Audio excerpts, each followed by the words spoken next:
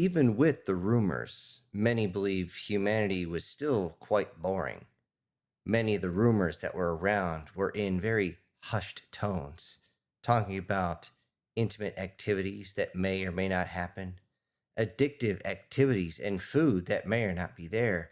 However, the one rumor that was constant was the traveling in comfort.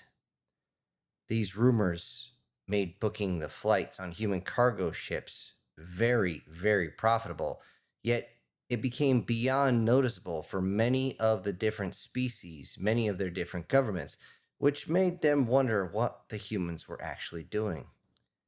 Investigators were sent out to figure out what in the hell is going on. These rumors, are they true? Because if they are, they're going to have to talk with the humans very, very personally. The investigators reported back, and they always came back with the same thing. They said the humans always remained in their suits the entire flight, always speaking either very, very professionally or through translators. Human food was very limited and very, very bland. The only thing they could confirm was that there was an extremely high comfort level, especially when it came to aquatic species, now having things like a low G pool or something to swim in through the entire time.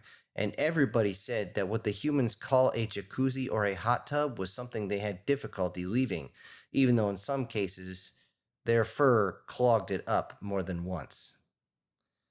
Most politicians, royals, were completely confused at all this. Like, what is going on? We hear these rumors. Where did these rumors come from? It confused them because the investigators were giving completely conflicting reports. How can the rumors all say this, that you get on a human ship, and one of the first things you do is you see a near bare human that is incredibly interesting to look at, and then we get these reports that say they never leave their suits. And it kept going on and on and on. They didn't understand. At least human transports were always on time. Every single cargo vessel was always on time. If anything, they were early and they were waiting for their time to dock into whatever space station, colony, or whatever else it might be. It wasn't long at all before any of these royals or high ranking and high value individuals realized this was a good way to smuggle folks through. They would be able to do this without an issue because sending one of their own high value individuals would mean they would have to have massive sets of security, multiple ships, yet they could simply slide into one of these human ships. It would be quiet, it would be cheap, and no one would be the wiser. At least, that's what they thought. No matter how well they tried to hide who they were, the humans seemed to always know. Even as soon as they touched the ship, it's as though for some reason they were being read, their biosignature, maybe their facial recognition. It didn't matter. What they had no idea was maybe this human ship was actually covered in sensors. It was beyond obvious that the humans knew who they were because they always addressed these high values, these royals, these whoever it might be, by their title. They would always say, sir, ma'am, princess, lord, whatever it might be, the exact verbiage too, even if they had to do it through a translator. They still did this. They stayed absolutely professional. And because of that, they were fed well, but it was still boring. Yet one thing was true. If for some reason they knew exactly who was boarding the ship before they even took off, well, then human security must be beyond reproach. Even more so with stowaways and assassins and pirates that tried to enter a human ship. They would quickly find themselves isolated by blast doors as suddenly they would be shut in or vented into space if they were too close to the bridge. If they were captured, they were immediately turned into authorities that were very, very interested at getting hold of these pirates or these stowaways, whoever it might be. They always wanted them alive. Dead was okay, but alive was always preferred. And because of this, humans also gained more wealth and the respect of everyone else. In one case, there was an incident that showed that no matter how well they hid themselves, the assassins could never actually get close. This incident happened when an assassin tried to hide inside one of the cargo containers, as the queen and her two princesses of a sleep reptilian species called the suppository wanted to simply travel over to see her spouse, yet they didn't want to make a big to do about it. They wanted to hide in secret. The assassin must have figured out that they were getting on a human ship and believed this was going to be the best way to get a hold of them and do what he was paid to do. But the assassin didn't realize something. For humans, depressurizing the cargo bay within flight is a standard practice. He didn't know this because normally you never depressurize part of your ship just in case. That way you have an extra layer in case there is a blowout or a failure or something along that lines. But no, before they landed, before they even made planetfall, they found the body. It was approximately 2 meters away from the cargo container. It seemed as though as soon as they opened it, the pressure of the wind pushed them up. It seemed as though they were trying to get over towards the hatch itself so they could open it, but that hatch is sealed during flight as a safety measure. The assassin was immediately recognized, and they were able to track him down. The queen was so happy at this, with not only stopping the assassination, but the savior of her two daughters, and the fact that they had all this additional information, that she excused the indiscretion of the human that actually owned this transport ship. The human named Karen, seeing this and seeing how the queen was being side in the way she was talking, in that strange condescending tone, someone who thinks they're definitely better because, well, just because. That's when the human named Karen simply acknowledged that she had done a good job and thanked the queen for her words, and then reminded the queen of a previous trip that she took on this exact same ship. A trip that was not the first one. In fact, it was over a dozen of these travel plans on this particular vessel, not only before but after her daughters were born. Yet in their society, it is very well noted that any of such activities between folks of the same physical sex, well, that's not an impropriety. However, that is when Karen said, "Isn't that the reason you requested me to fly you and not my brother?" According to rumor, that is when the queen's daughters stared at her sideways with a strange smirk, as the human simply broke the tension by saying, "Go and strap in. We're going to be landing in 2 hours." Dealing with pirates is also very boring until it's not. In space, there's only a few ways to actually perform pirate activities. One of the ways is to simply sabotage a ship before it leaves and wait until it fails and goes adrift. You follow it fairly close so you can answer the distress call quick, take the ship while faking any type of aid. Yet, this doesn't happen anymore. Now there's more and more humans transporting because humans respond, and they respond far too fast to any distress call for them to actually be able to take a ship and take its cargo and take out the crew before the humans show up. It seemed as though humans were always ready to help, but they were also always on guard. It's well noted that faking a distress call is a quick way to get splashed.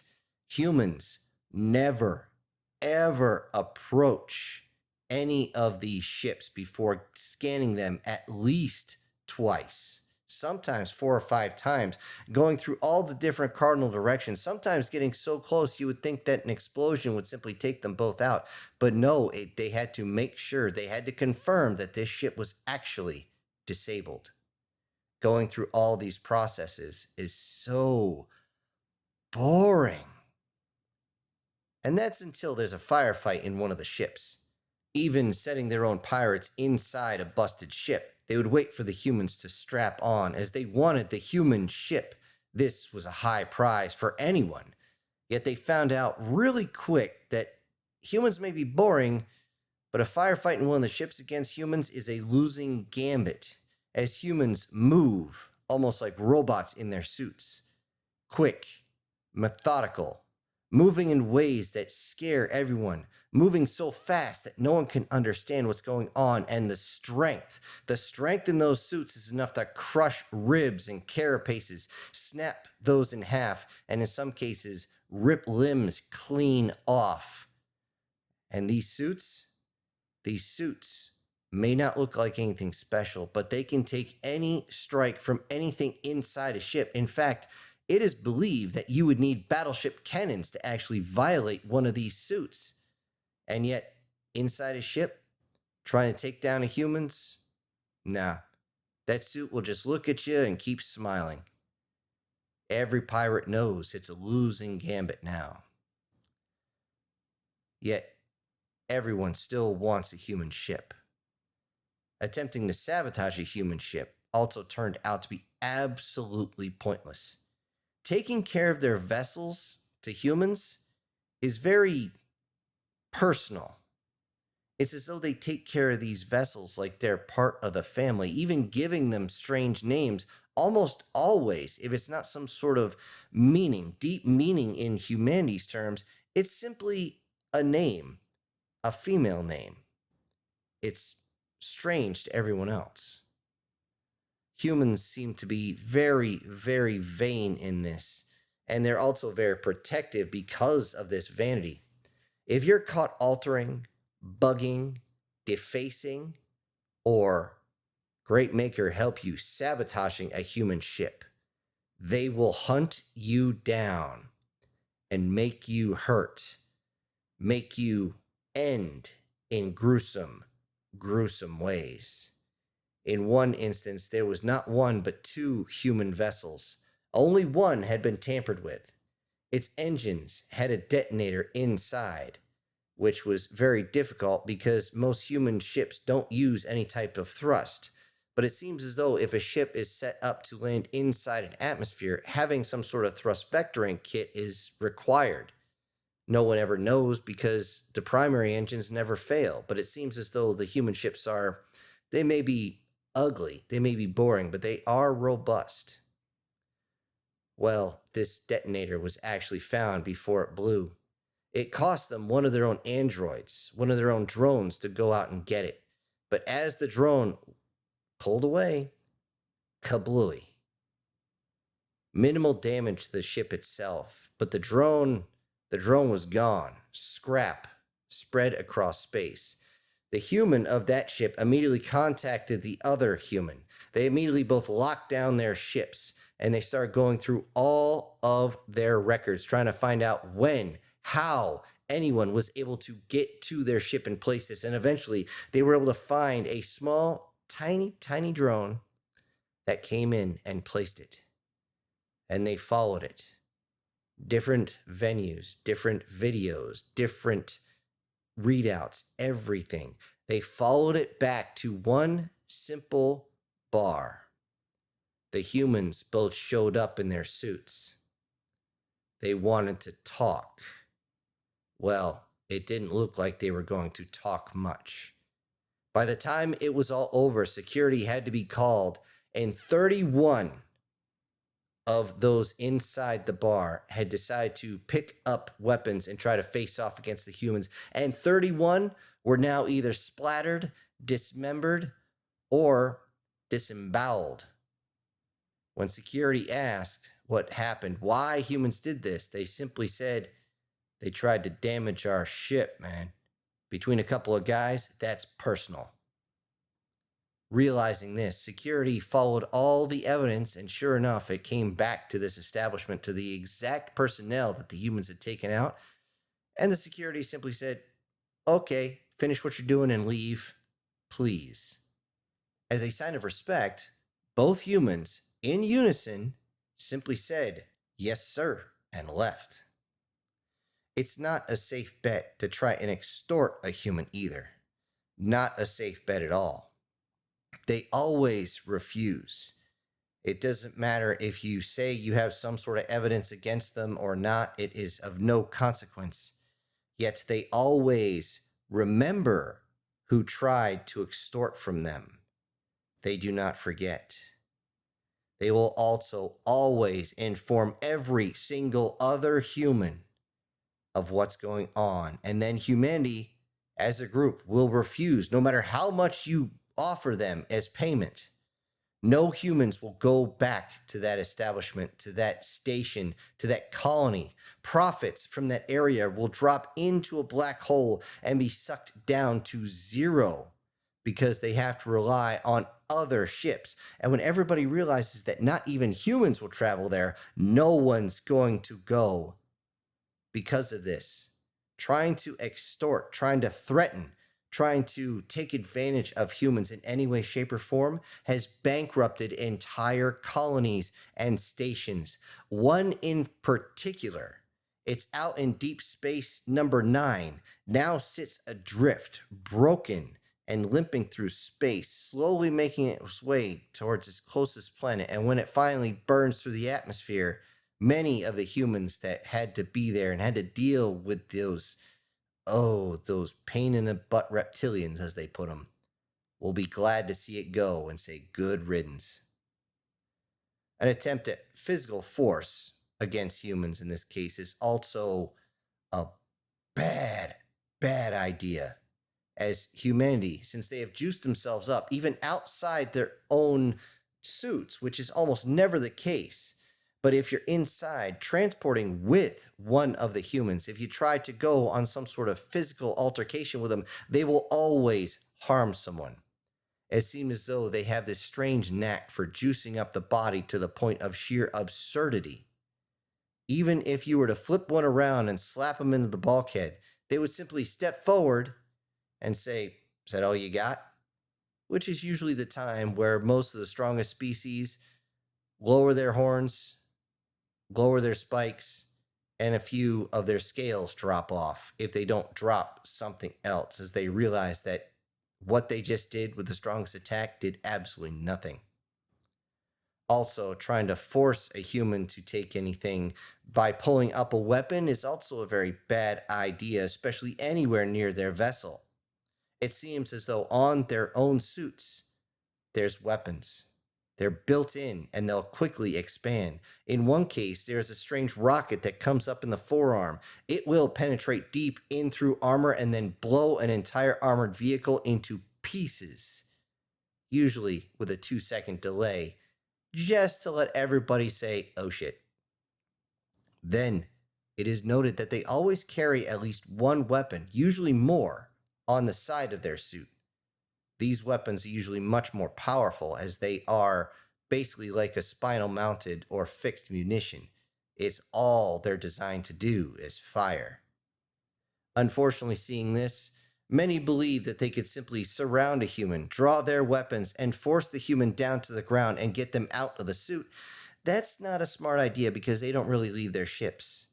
And the ship itself is action-packed with weapons all over itself. It seems like they have this strange absurdity with point defense weapons.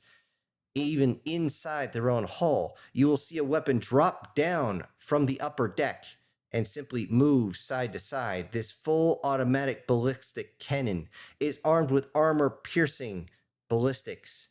It is scary to anyone. A few times, pirates have come in, surrounded a human, usually in a half circle, as they can't get actually into the ship just yet. Force the human down as they demand the human to take off their suit. Take off the suit and surrender. Surrender their cargo, surrender their ship. The human will always say, that's a bad idea. You don't want to do this. You don't want to do this. And just as they go up to even touch the human, even without the human saying anything, it seems as though the ship has a mind of its own. Weapons will simply pop out from seemingly nowhere. Drones will start flying out or rolling down the deck, and they're all armed. And suddenly you're outnumbered, outgunned, and severely outclassed. This is usually the best time to listen to the human when he says, walk away. If you don't, well, no one can guarantee anyone's safety at that point. With all this going on, everyone still thinks humans are boring. They're boring because they always talk professional. They're boring because they always move mechanical, at least most people see them.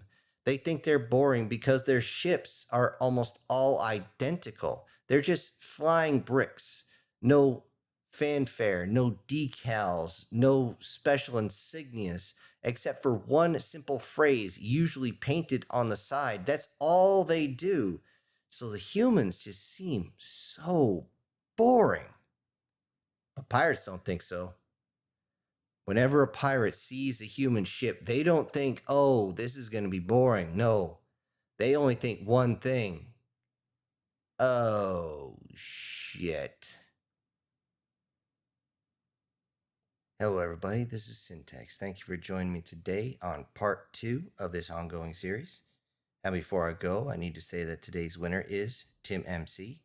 And I also need to send out some great big thank yous to the supporters of this channel. And they are Brian Kemp, Sir, MTF Guard, Guardian Sage, Steve Uwig, Douglas Scarborough, Erica Gem, SS Demon, Prozac and Pancakes, Julius Boone, and Joseph Blosh. Thank you all so much for supporting the channel.